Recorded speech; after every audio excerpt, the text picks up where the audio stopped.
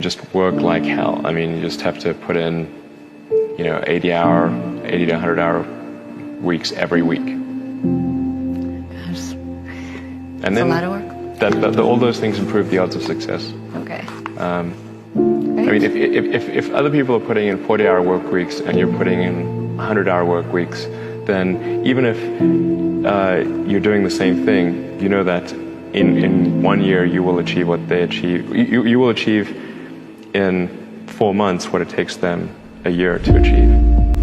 There's a friend of mine who's got a great saying about creating a company, which is trying to build a company and have it succeed is like eating glass and staring into the abyss. So, I mean, what tends to happen is it's sort of quite exciting for the first several months of starting a company, and then reality sets in. Things don't go as well as planned. Customers aren't signing up. The technology or the product isn't working as well as you thought.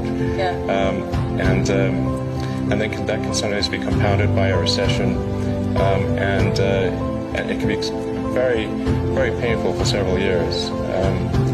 So I think, frankly, starting a company, I would advise people to have a high pain tolerance.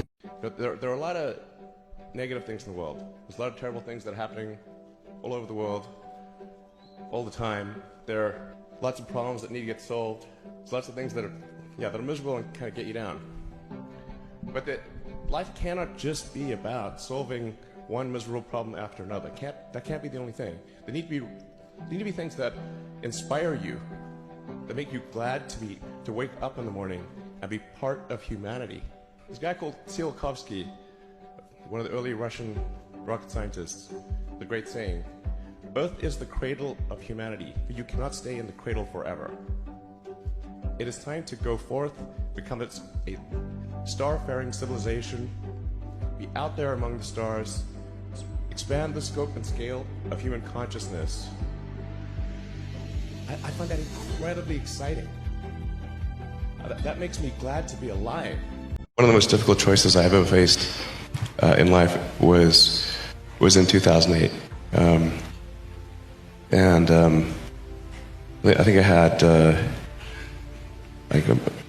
maybe $30 million left, or $30 or $40 million left in 2008. And I had two choices.